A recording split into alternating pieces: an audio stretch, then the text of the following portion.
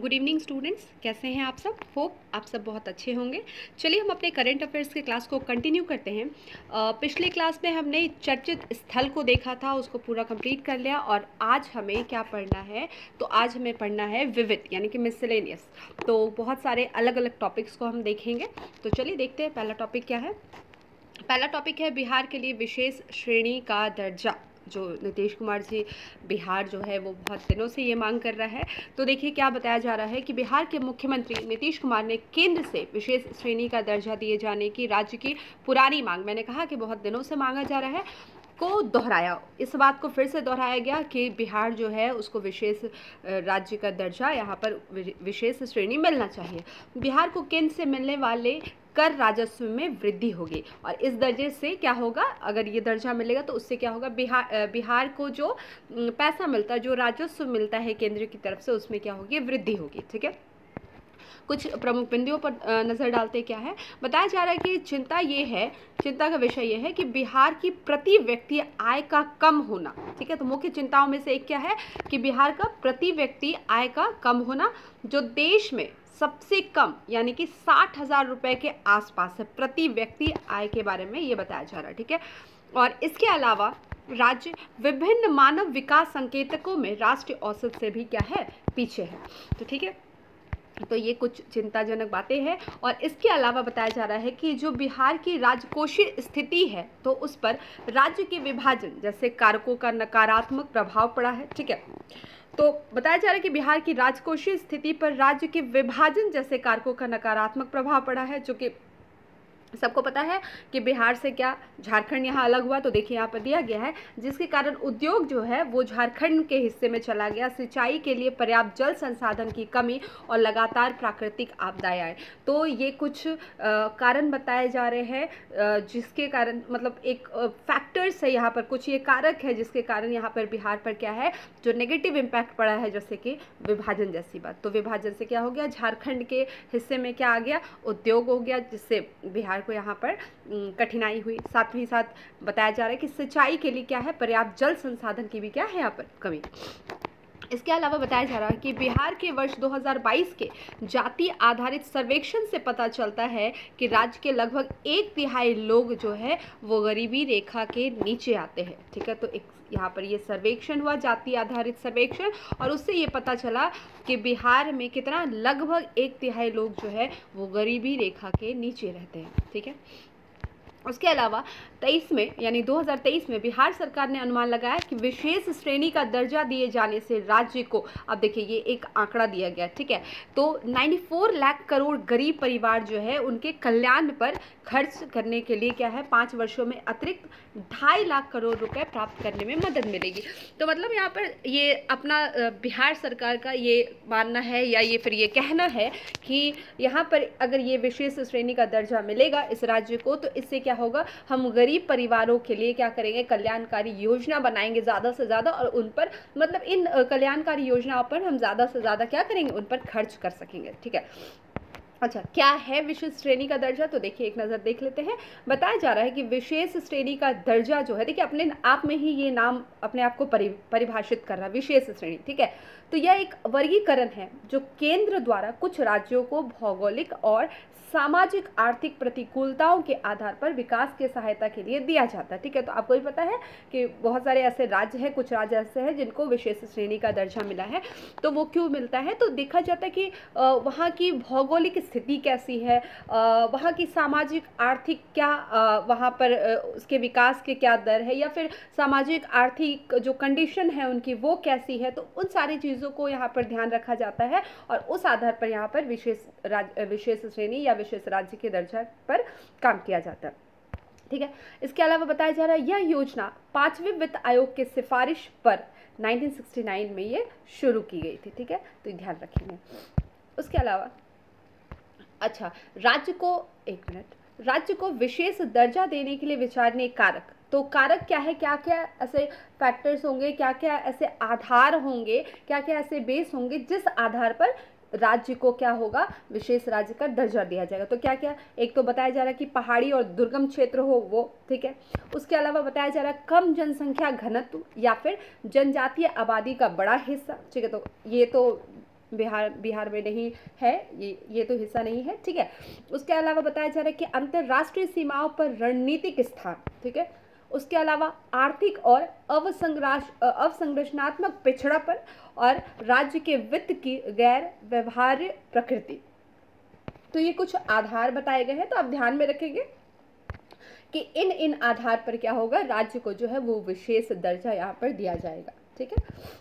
बताया जा रहा है कि 14वें वित्त आयोग ने पूर्वोत्तर और 3 पहाड़ी राज्यों को छोड़कर अन्य राज्यों के लिए विशेष श्रेणी का दर्जा समाप्त कर दिया है, ठीक है। तो ये 14वां वित्त आयोग में ये बताया गया, जो पूर्वोत्तर राज्य है और 3 पहाड़ी राज्यों को छोड़कर बाकी सबको बोला गया कि अब ये मतलब विशेष श्रेणी का दर्जा जो है वो अब नहीं दिया जाएगा, मतलब उसको समाप्त कर दिया जाएगा। ये 14वें वित्त आयोग की बात की जा रही है, ठीक है।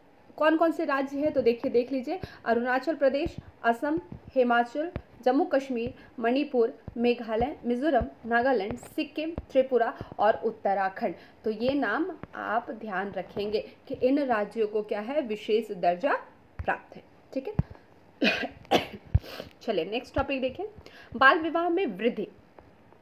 तो बाल विवाह में वृद्धि, तो ये टॉपिक ही अपने आप में बहुत ही सोचने वाली बात है और बहुत ही गंभीर मुद्दा के तौर पर हम इसे देख सकते हैं। तो बताया जा रहा है कि जबकि हम अभी 21st सेंचुरी में है और उसके बाद भी आप इस चीज़ में अगर वृद्धि देख रहे हैं तो कहीं ना कहीं समाज का ये एक पिछड़ापन रूप को ये दिखाता है, ठीक है। तो आप देखिए, बताया जा रहा है कि भारत में बाल विवाह पर हाल ही में किए गए लैंसेट अध्ययन में देश भर में बाल विवाह में समग्र कमी पर प्रकाश डाला गया है, ठीक है। हालांकि इसमें इस बात पर जोर दिया गया कि कुछ राज्य, अच्छा देखिए, ठीक है, ये बताया जा रहा है कि समग्र कमी पर प्रकाश डाला गया, लेकिन उसके बावजूद भी ये अभी भी एग्जिस्ट करती है समाज में, यहाँ से ये भी बातें पता चल रही है। तो बताया जा रहा है कि इस बात पर जोर दिया गया कि कुछ राज्य, जैसे विशेष रूप से बिहार, पश्चिम बंगाल, यूपी, महाराष्ट्र ने सामूहिक रूप से बालिकाओं के बाल विवाह के कुल मामलों में आधे से अधिक का योगदान दिया है। तो ये परसेंटेज वाइज यहाँ पर बांटा गया, ये आपको रखने की जरूरत नहीं है, लेकिन ये बहुत ही गंभीर बात है कि इन राज्यों में ये बताया जा रहा है कि इन्होंने बाल विवाह के कुल मामलों में आधे से अधिक का इनका योगदान यहाँ पर है, ठीक है। कुछ इसके मुख्य बिंदुओं पर नजर डालते हैं। बताया जा रहा है कि जो राष्ट्रीय परिवार स्वास्थ्य सर्वेक्षण 4 यानी कि NFHS 2015-16 के अनुसार, देखिए इसके अनुसार बताया जा रहा है कि 20 से 24 वर्ष के बीच की एक आंकड़ा दिया गया है, कितना, तो 39.1% बालिकाओं की शादी 18 साल से पहले हो जाती है, ठीक है। इसके अलावा इसका तात्पर्य यह है कि 5 में से 2 बालिकाओं की शादी उनकी उच्च माध्यमिक शिक्षा पूरी करने से पहले ही कर दी जाती है। तो ये एक आंकड़ा दिया गया, ठीक है। तो किसके अनुसार, राष्ट्रीय परिवार स्वास्थ्य सर्वेक्षण 4 के अनुसार, ठीक है, ये ध्यान रखेंगे। उसके अलावा बताया जा रहा है कि जिला स्तरीय घरेलू सर्वेक्षण 2015-16 के अनुसार बिहार में CRY यानी कि क्राय समर्थित परियोजनाओं के हस्तक्षेप क्षेत्रों में बाल विवाह का प्रतिशत सर्वाधिक कहाँ पर देखा गया है, तो सुपौल में, सुपौल जिले में बाल विवाह का प्रतिशत जो है, परसेंटेज जो है वो सबसे ज़्यादा देखा गया अकॉर्डिंग टू दिस सर्वे, ठीक है। और इसके बाद बेगूसराय, जमुई, समस्तीपुर और गया जिले थे, ठीक है। तो आपको ये ध्यान रखिएगा, सुपौल जरूर याद रखिएगा कि बाल विवाह में सुपौल जो है वो सर्वाधिक प्रतिशत यहाँ पर ये रखता है, ठीक है। और बताया जा रहा है 2011 जनगणना के आंकड़ों से पता चलता है कि 13 मिलियन से अधिक किशोर बालिकाएं ऐसी है जिनकी शादी 10 से 19 वर्ष की उम्र के बीच हुई है। तो देखिए ये कितनी गंभीर बात है कि अभी भी लोग इतनी कम उम्र में बच्चियों की, बालिकाओं की शादियां कर रहे हैं। और ऐसी घटना आप यहाँ पर पढ़ रहे हैं या फिर आप आंकड़ों में देखेंगे या किसी अखबार में देखेंगे, आपने अपने समाज में भी देखा होगा। और इन चीज़ों को रोकना, कहीं ना कहीं कानून बहुत ठीक है, कानून बना हुआ है, लेकिन समाज को जागरूक होना पड़ेगा, तभी ये चीज़ें रुकेंगी, है ना। उसके बाद बताया जा रहा है कि उल्लेखनीय है कि भारत में कितना 3.8 मिलियन बालिकाएं माता है, ठीक है, जिनमें से 1.4 मिलियन के किशोरावस्था पूरी होने से पहले ही 2 या अधिक बच्चे थे। तो देखिए कितना कितना सारा यहाँ पर ये आंकड़ा खुलकर आ रहा है और कितनी सारी बातें यहाँ पर खुलकर आ रही है कि इतने कम में शादी और उसके बाद फिर इनका बच्चा होना, तो इनका ये जो इम्पैक्ट है ये कहीं ना कहीं उस बच्ची के वो जो इम्पैक्ट आप उसके बायोलॉजिकल रूप में भी देख सकते हैं या मेंटली भी देख सकते हैं, तो ये हर रूप से उनके लिए ख़राब ही है। ठीक है, और महिलाओं और बालिकाओं की शिक्षा प्रोफाइल के एक संक्षिप्त विश्लेषण से पता चलता है कि देखिए यहाँ पर फिर एक आंकड़ा दिया गया कितना कि 39% बच्चियाँ जो है वो क्या है, निरक्षर थी।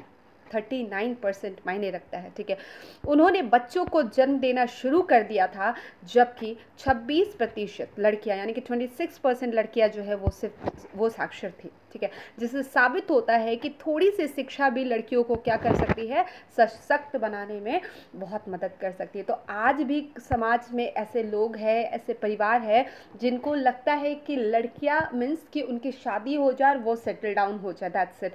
तो उनकी शिक्षा पर आज भी समाज में बहुत ज़्यादा उनको प्रोत्साहित नहीं किया जाता उनके परिवारों की तरफ से। तो ये आंकड़ा यहाँ पर यही बता रहा है, और आंकड़ा क्या आपने समाज में भी देखा होगा, आज भी हर फील्ड में ऐसा कोई फील्ड नहीं है जहाँ पर लड़कियाँ महिलाएं शामिल नहीं हैं। लेकिन अगर आप उनका आंकड़ा देखेंगे कि जहाँ पर पुरुष वर्ग जो है, अगर जॉब में ही आप जो भी जॉब करते या जिस भी फील्ड में आप अगर पढ़ाई ही करते, तो आप अपने इंस्टीट्यूट में देखेंगे कि बच्चियां लड़कियां हमेशा लड़कों से जो उनका आंकड़ा होता है वो हमेशा कम होता है। वो शामिल ज़रूर होती है, वो हर फील्ड में होती है, लेकिन उनका जो आप रेशियो देखेंगे वो हमेशा क्या होता है, लड़कों के कंपेयर में कम होता है। तो शिक्षा पर यहाँ पर काम करने की ज़रूरत है। ठीक है, एटलीस्ट सशक्त बनाने की बहुत ज़रूरत है उनको, और ये तभी होगा जब उनकी शिक्षा पर जोर दिया जाएगा। नेक्स्ट देखिए, दिया गया 26वीं पूर्वी क्षेत्रीय परिषद की बैठक। ठीक है, एक बैठक के बारे में बताया जा रहा है कि 10 दिसंबर 2023 को केंद्रीय गृह मंत्री अमित शाह की अध्यक्षता में बिहार के पटना में मुख्यमंत्री सचिवालय स्थित संवाद में 26वीं पूर्वी क्षेत्रीय परिषद की बैठक हुई, जिसमें मुख्यमंत्री नीतीश कुमार शामिल हुए और बैठक की मेजबानी की थी। चलिए मुख्य बिंदु पर नजर डालते हैं। बताया जा रहा है कि केंद्र सरकार के निर्देश पर पटना में पूर्वी क्षेत्रीय परिषद की यह 5वीं बार बैठक हुई। ठीक है, तो ये जो बैठक आप देख रहे हैं ये कितनी बार हुई, ये 5वीं बार हुई है। तो इसके पहले कब कब हुई है, तो देख लीजिए 1958, 63, 85 और 2015 में ये बैठक क्या है, हो चुकी है। ठीक है, उसके अलावा बताया जा रहा है कि इस बैठक में बिहार, झारखंड, उड़ीसा, पश्चिम बंगाल के मंत्री और वरीय अधिकारी बैठक में शामिल हुए। और साथ ही नीतीश कुमार ने 28 फरवरी 2020 में उड़ीसा में आयोजित पूर्वी क्षेत्रीय परिषद की बैठक में भाग लिया था। ठीक है, तो पूर्वी क्षेत्रीय बैठक ध्यान रखेंगे। ठीक है, और इस बैठक में मुख्यमंत्री नीतीश कुमार ने कहा कि राज्य सरकार ने अपने संसाधनों से जाति आधारित गणना करा ली है और इसके आंकड़े को जारी किया, जिसके अनुसार बिहार की कुल आबादी जो है वो इतना बताया गया 13,07,25,310 है, जिसमें से अब देखिए बिहार के बाहर कितने लोग रह रहे हैं, तो इतने लोग। ठीक है, 53,72,022। ठीक है, तो इतने आंकड़ों में नहीं फंसना है। और बताया जा रहा है, ये एक और आंकड़ा दिया गया, इतने राज्य में रह रहे हैं, तो इतने लोग बाहर है राज्य से, इतने लोग राज्य में रह रहे हैं, और कुल आबादी इतनी बताई गई है। ठीक है, तो कुल आबादी थोड़ा सा दिमाग में रखेंगे। ठीक है, उसके अलावा जाति आधारित गणना में पिछड़ा वर्ग जो है वो 27.12% है, अत्यंत पिछड़ा वर्ग इतना प्रतिशत। ठीक है, अब परसेंटेज ध्यान में रखते चलेंगे। ठीक है, अनुसूचित जाति 19.65, अनुसूचित जनजाति 1.68 और सामान्य वर्ग 15.52% की आबादी पाई गई है। ठीक है, तो जाति गणना जो है वो अभी काफ़ी बहुत दिनों से ये चर्चा में रहा है, तो थोड़ा आप ध्यान रखेंगे। जैसे मैंने बोला बिहार का वहाँ पर दिया गया, तो वो आप पूरा टोटल याद रखेंगे और थोड़ा सा इन चीज़ों को सामने 4 बार आप लिख लेंगे, हो सकता है कि पूछ दे यहाँ से सवाल। ठीक है, क्योंकि ये काफ़ी हाईलाइटेड मुद्दा था। ठीक है, उसके अलावा नीतीश कुमार ने बताया कि राज्य में आरक्षण की सीमा जो है वो 50 से बढ़ाकर 65% कर दिया गया है और इसके लिए कानून पारित हो गया है। ठीक है, और सामान्य वर्ग के आर्थिक रूप से कमजोर लोगों के लिए पूर्व से ही 10% आरक्षण उपलब्ध है। सभी को मिलाकर कुल आरक्षण 75% हो गया है। तो आप इसको याद कर पा रहे होंगे कि ये जो आंकड़ा यहाँ पर बताया जा रहा है, ठीक है, तो याद रखिएगा इसको कोर्ट ने समाप्त कर दिया गया है, कोर्ट द्वारा ये समाप्त कर दिया गया, ठीक है। और जिन्होंने पिछला क्लास शुरू से जो क्लास में जुड़े हुए उनको याद होगा, वो याद कर पा रहे हैं कि मैंने इससे रिलेटेड सारी चीज़ें आपको वहाँ पर बता दी है, ठीक है। तो चलिए आगे देखते हैं। उसके अलावा यहाँ पर मुख्यमंत्री ने कहा, यानी नीतीश कुमार जी ने कहा कि सभी जातियों में गरीब परिवार मिले हैं जिनमें यहाँ पर बहुत सारा आंकड़ा दिया है, इन आंकड़ों में आपको नहीं फंसना, ठीक है। पिछड़ा वर्ग इतना, ये ठीक है, तो ये आपके लिए इंपॉर्टेंट नहीं है, ठीक है। और सभी वर्गों में गरीब परिवारों की कुल संख्या जो है कितनी है, 94 लाख, ठीक है। चलिए उसके अलावा मुख्यमंत्री ने कहा कि गरीब परिवारों को आगे बढ़ाने के लिए इसके एक सदस्य को रोजगार हेतु 2 लाख रुपए तक की सहायता की योजना भी यहाँ पर बनाई गई है। और जिन परिवारों के पास घर नहीं है उन्हें ज़मीन खरीदने की राशि को 60,000 से 1 लाख रुपए कर दिया गया है, ठीक है। तो इतना ऋण दिया गया ज़मीन खरीदने के लिए, और मकान बनाने के लिए 1,20,000 रुपए दिए जाएंगे, ठीक है। तो ये सारा कुछ वहाँ पर उस बैठक में बताया गया नीतीश कुमार जी द्वारा, ठीक है। चलिए आगे देखते हैं। नेक्स्ट टॉपिक है आपका डाइट की गतिविधियों में बिहार शीर्ष 3 राज्यों में शामिल, ठीक है।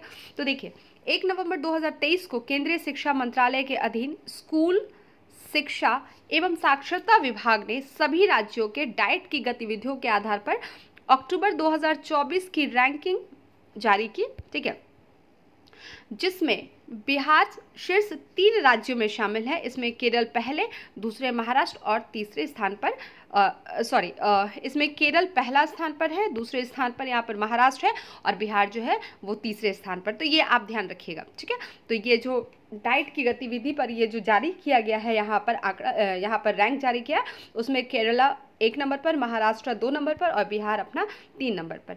बताया जा रहा है कि पिछले 2 सालों में राज्य शैक्षणिक अनुसंधान एवं प्रशिक्षण परिषद ने लगातार, एनसीईआरटी की बात हो रही, ठीक है, एससीईआरटी, हाँ एससीईआरटी ने लगातार बिहार के सभी डाइट को शैक्षणिक विकास में लगा रखा है, ठीक है। और शिक्षा मंत्रालय ने पहली बार रैंकिंग जारी की है ताकि यह पता चल सके कि शैक्षणिक कार्य में डाइट का सहयोग कितना महत्वपूर्ण है, ठीक है। तो ये ध्यान रखेंगे, ठीक है, ये रैंक याद रखेंगे। चलिए नेक्स्ट दिया गया है, बिहार में अब शहीद पुलिसकर्मियों के परिवार को मिलेगा 25 लाख रुपए का मुआवजा, ठीक है। तो ये बताया जा रहा है कि बिहार पुलिस महानिदेशक यानी कि डीजीपी आरएस भट्टे ने पटना स्थित विशेष सशस्त्र बल यानी कि BSAF-5 परिसर में पुलिस संस्मरण दिवस कार्यक्रम में बताया, तो कब बताया, पुलिस संस्मरण दिवस में, इस कार्यक्रम में, कि राज्य के शहीद पुलिसकर्मी जो होंगे उनके परिजनों को अब कितना 25 लाख रुपए की आर्थिक सहायता दी जाएगी, ठीक है। इससे पहले जो मुआवजे की राशि थी वो महज 2 लाख रुपए थी, ठीक है। तो उस 2 लाख रुपए की राशि को बढ़ाकर 25 लाख कर दिया गया। जो शहीद पुलिसकर्मी होंगे उनके परिजनों को ये दिया जाएगा, ठीक है। और यह निर्णय पुलिसकर्मियों के कल्याण के लिए लिया गया है और जल्द से जल्द यह राशि क्या है, शहीद के आश्रितों को उपलब्ध करा दी जाए ताकि उनकी समस्याओं का समाधान हो सके, ठीक है। और उसके अलावा पुलिसकर्मियों द्वारा आत्महत्या कर लिए जाने की स्थिति में यह राशि दे नहीं होगी, ठीक है। तो ये शहीदों के लिए है, तो जो अगर कोई आत्महत्या कर लेते हैं तो उनको ये राशि नहीं दी जाएगी, ठीक है। और देखिए बताया जा रहा है कि छापेमारी के दौरान होने वाली मौत पर भी अनुदान की राशि दी जाएगी, ठीक है। ठीक है, जैसे होता है ना कि छापेमारी मारते हैं ये लोग, छापेमारी देते हैं, तो उस दौरान भी अगर मौत हो जाती है तो भी यह अनुदान क्या होगा, उनके परिजनों को मिलेगा। वहीं उग्रवादी मुठभेड़, आपराधिक मुठभेड़, बारूदी सुरंग, नक्सली हमला, दंगा, दुर्घटना के दौरान मौत या इन घटनाओं में घायल होने के बाद इलाज के दौरान होने वाले मौत के मामलों में भी यह राशि दी जाएगी। मतलब ये मामले कि अगर ऐसा कोई उग्रवादी मुठभेड़ हो गया, कोई आपराधिक मुठभेड़, कहीं पर दंगा हो गया, इस दौरान अगर वो घायल होते हैं और उनकी मौत हो जाती है इलाज के दौरान, तो भी उनको वो राशि दी जाएगी, ठीक है। तो चलिए ये आप ध्यान रखेंगे। तो आप ध्यान रखेंगे उनकी राशि जो देय राशि है पहले 2 लाख रुपए थी, जो अब 25 लाख रुपए हो गई है, ठीक है। चलिए नेक्स्ट दिया गया है, फ्रांस के इंस्टीट्यूट व IIT पटना के मध्य अकादमिक सहयोग के लिए समझौता, ठीक है। तो यहाँ बताया जा रहा 14 अक्टूबर 2023 को IIT पटना और फ्रांस के institute national polytechnic D Toulouse यानी टूलूज INP के मध्य अकादमिक सहयोग के लिए एक समझौता ज्ञापन पर हस्ताक्षर हुआ। ठीक है, तो किन के बीच हुआ ये ध्यान रखेंगे। और यह समझौता ज्ञापन दोनों संस्थानों के बीच सिम्बायोटिक संबंधों को बेहतर करने के लिए किया गया है। तो आपका की पॉइंट क्या है ये। ठीक है, तो ये समझौता क्यों किया गया, तो इसके लिए। ठीक है, चलिए दिया गया आगे कि यह समझौता दोनों संस्थान ने आपसी हित के विषय पर विभिन्न अल्पकालिक कार्यक्रमों के लिए शैक्षणिक, प्रशासनिक कर्मचारियों और छात्रों के आदान प्रदान को संयुक्त रूप से आयोजित करने के लिए किया है। ठीक है, चलिए इसके अलावा एक दूसरे के संकाय, छात्र या विद्वानों को अनुसंधान की एक विस्तृत श्रृंखला को बढ़ावा मिलेगा। ये इसके लाभ बताए जा रहे हैं। और इसमें शामिल तथा चुनौतीपूर्ण समस्याओं के समाधान के लिए प्रशिक्षण, शैक्षणिक कार्यक्रम होने के लिए आमंत्रित करने पर सहमति बने। ठीक है, नेक्स्ट टॉपिक है भीम संसद रथ। भीम संसद रथ में बताया जा रहा है कि बिहार के मुख्यमंत्री नीतीश कुमार ने पटना में भीम संसद रथ को हरी झंडी दिखाकर रवाना किया। कब, 10 अक्टूबर 2023 को। मुख्यमंत्री ने संविधान बचाओ, आरक्षण बचाओ, देश बचाओ रथ को भीम संसद रथ के नाम से रवाना किया। ठीक है, तो संविधान बचाओ, आरक्षण बचाओ, देश बचाओ। ठीक है, ये आप ध्यान रखेंगे। ठीक है, इस रथ को भीम संसद रथ के नाम से इनको रवाना किया। ठीक है, देखिए भीम संसद रथ के माध्यम से राष्ट्रपिता महात्मा गांधी एवं बाबा भीमराव अंबेडकर के आदर्श, विचार एवं उनके द्वारा किए गए कार्यों से लोगों को अवगत कराया जाएगा। तो जैसे ही आपने वहां देखा कि नाम ही है भीम संसद रथ, तो ये नाम तो आपको आपके दिमाग में आ ही जाना चाहिए। ठीक है, चलिए उसके बाद बताया जा रहा है भीम संसद का आयोजन 5 नवंबर 2023 को पटना के वेटनरी कॉलेज में आयोजित किया गया। ठीक है, चलिए नेक्स्ट टॉपिक देखते हैं दीदी अधिकार केंद्र। दीदी अधिकार केंद्र में बताया जा रहा है कि बिहार में जीविका के परियोजना प्रबंधक नीरज कुमार ने कहा कि बिहार में 174 यानी कि 174 प्रखंडों में दीदी अधिकार केंद्र खोले जाएंगे। अधिकार दीदी जीविका समूह में से ही चयनित एक दीदी होंगी। ठीक है, अब इसमें क्या है कि इसमें अस्पतालों में खुले हेल्प डेस्क की तरह ही ब्लॉक में दीदी अधिकार केंद्र क्या है खोले जाएंगे। ठीक है, लोग ब्लॉक कर्मियों के पास जाने से पहले अधिकार दीदी से मिलेंगे। ठीक है, और वह ब्लॉक पर जिस कार्य के लिए आए हैं उसकी जानकारी देंगे, किनको, जो अधिकार दीदी है। ठीक है, और इसके बाद अधिकार दीदी उन्हें संबंधित कर्मियों से समन्वय कराएंगी। ठीक है, और कई अधिकारी और कर्मी तक ना पहुंच कई लोग जो है वो अधिकारी और कर्मियों तक नहीं पहुंच पाते हैं, इसके कारण उनका काम भी क्या होता है, नहीं हो पाता है। तो ये सुविधा यहाँ पर इनको मिलेगी। तो कुछ लोगों को यह भी पता नहीं होता कि उनका काम कहाँ होगा, तो ऐसे में उनकी मदद कौन करेगी, तो अधिकार दीदी। ठीक है, ये ध्यान रखेंगे।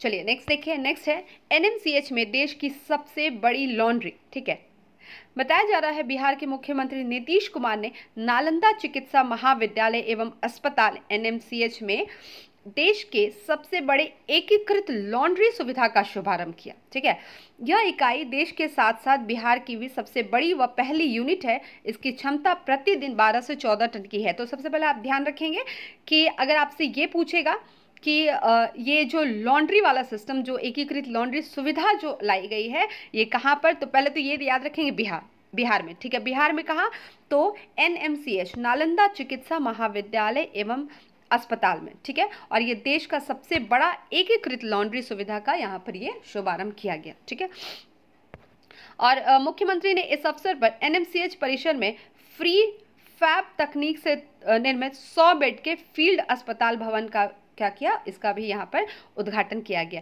ठीक है, तो ये आप ध्यान रखेंगे, एकीकृत लॉन्ड्री सुविधा। ठीक है, चलिए, और इस अवसर पर बताया मुख्यमंत्री जी ने कि एनएमसीएच जो है वो परिसर में फ्री लैब, वही पॉइंट है, फ्री फैब तकनीक से निर्मित 100 बेड के फील्ड अस्पताल भवन का उद्घाटन यहाँ पे किया है। ठीक है, चलिए नेक्स्ट है संसद में नीतीश कुमार। पुस्तक है, अच्छा ठीक है, ये पुस्तक है, पुस्तक का नाम क्या है, संसद में नीतीश कुमार। 4 अगस्त 2023 को जगजीवन राम संसदीय अध्ययन एवं राजनीतिक शोध संस्थान पटना में संसद में नीतीश कुमार पुस्तक का विमोचन किया गया। ठीक है, तो इसका विमोचन किया गया, पुस्तक का नाम क्या है, संसद में नीतीश कुमार। ठीक है, अब देखिए इसके बारे में देखते हैं। इस पुस्तक का संपादन समाज विज्ञानी जगनारायण सिंह यादव ने किया तथा प्रकाशन दिल्ली के साहित्य संसद प्रकाशन ने किया है। ठीक है, तो ये ध्यान रखेंगे, इसका संपादन कौन कर रहे हैं? जगनारायण सिंह यादव। ठीक है, और प्रकाशन कहाँ हुआ? दिल्ली के साहित्य संसद प्रकाशन ने इसका प्रकाशन इसका दिल्ली के साहित्य संसद प्रकाशन ने किया। ठीक है, और इस पुस्तक में अब देखिए नीतीश कुमार जी जो है उनके सांसद और केंद्रीय मंत्री रहने के दौरान संसद में विभिन्न मुद्दों पर दिए गए भाषण का क्या है? संग्रह है, मतलब 1989 से लेकर 2005 तक का। ठीक है, चलिए नेक्स्ट क्या दिया गया है? नेक्स्ट टॉपिक है फिट इंडिया क्विज 2022 में केंद्रीय विद्यालय मोतिहारी पूर्वी चंपारण के 2 छात्र हुए सम्मानित। ठीक है, किसमें? तो फिट इंडिया क्विज में। बताया जा रहा है 23 जुलाई 2023 को बांद्रा मुंबई स्थित बीकेसी में केंद्रीय युवा मामले, खेल और सूचना एवं प्रसारण मंत्री अनुराग सिंह ठाकुर ने बिहार के पूर्व चंपारण जिले, ये ध्यान रखेंगे, ठीक है, बिहार के पूर्व चंपारण जिले के केंद्रीय विद्यालय मोतिहारी के स्कूल के 2 छात्रों को फिट इंडिया क्विज राउंड के दूसरे एपिसोड में उनकी सफलता पर सम्मानित किया। ठीक है, तो ये ध्यान रखेंगे। और बताया जा रहा है कि बिहार सहित देश के सभी राज्यों और केंद्र शासित प्रदेशों के 72 स्कूली छात्रों को, ठीक है, 72 स्कूली छात्रों को fit India quiz state round के दूसरे एपिसोड में उनकी सफलता पर सम्मानित किया गया, जिसमें से 2 छात्र कहाँ से थे? पूर्वी चंपारण से। ठीक है, तो ये आप ध्यान रखेंगे। बताया जा रहा है फिट इंडिया प्रतियोगिता 2022 में पूर्वी चंपारण जिले के केंद्रीय विद्यालय मोतिहारी के स्टूडेंट्स सम्मी जस्सी, 2 छात्र थे, और एक हिमांशु कुमार ने स्टेट फाइनल में जीत हासिल करके जिले का गौरव बढ़ाया। तो नाम ध्यान रखेंगे, जस्सी और हिमांशु। ठीक है, या सम्मी जस्सी और हिमांशु। ठीक है, ध्यान रखेंगे। नेक्स्ट देखिए नीतीश कुमार अंतरंग दोस्तों की नज़र से। अब देखिए बिहार के पूर्व मुख्यमंत्री और राष्ट्रीय जनता दल के अध्यक्ष लालू प्रसाद यादव ने ज्ञान भवन में आयोजित कार्यक्रम में मुख्यमंत्री नीतीश कुमार की जीवनी पर लिखी किताब नीतीश कुमार अंतरंग दोस्तों की नज़र से का लोकार्पण किया। ठीक है, इसका लोकार्पण लालू प्रसाद यादव जी ने किया।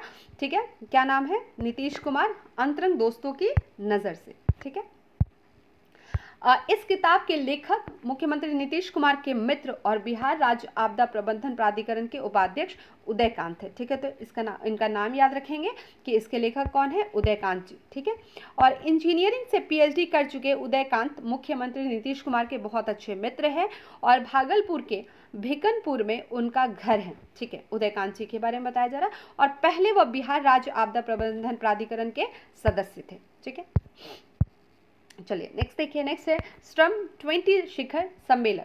21 से 23 जून 2023 के बीच श्रम 20 शिखर सम्मेलन का आयोजन बिहार की राजधानी पटना में किया गया। तो सबसे पहला याद रखेंगे कि श्रम 20 शिखर सम्मेलन कहाँ हुआ? तो पटना में। ठीक है, तो ये तो आप ध्यान रखेंगे, पहला पॉइंट। इसमें चर्चा किस पर हुई? तो ये ध्यान रखेंगे। ठीक है, सार्वभौमिक सामाजिक सुरक्षा तथा महिलाएं और फ्यूचर ऑफ वर्क जैसे विषयों पर व्यापक चर्चा हुई। तो ये जो आपको इन्वर्टेड कॉमा में दिख रहा है, ये ध्यान रखेंगे, सार्वभौमिक सामाजिक सुरक्षा और महिलाएं और फ्यूचर ऑफ वर्क जैसे टॉपिक पर यहाँ पर चर्चाएं हुई। मुख्य बिंदु पर नजर डालते हैं। और ध्यान रखेंगे कहाँ हुआ है? तो पटना में। ठीक है, तो पटना में आयोजित श्रम 20 शिखर सम्मेलन में सामाजिक सुरक्षा लाभों को आसानी से पहुँचाने की क्षमता पर G20 सदस्य देशों और अन्य संबंध देशों के बीच एक बहुपक्षीय तंत्र बनाने का विकल्प लिया गया। ठीक है,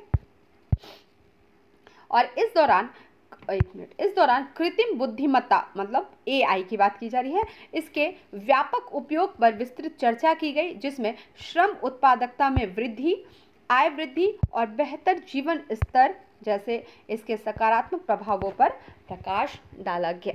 ठीक है, तो ये आज का हमारा टॉपिक यहीं पर कंप्लीट होता है, जिसमें हमने अलग अलग यानी कि विविध यानी कि मिसलेनियस पार्ट्स को देखा। चलिए फिर नेक्स्ट क्लास में मिलेंगे कुछ नए टॉपिक के साथ। तब तक के लिए thank you, have a nice day.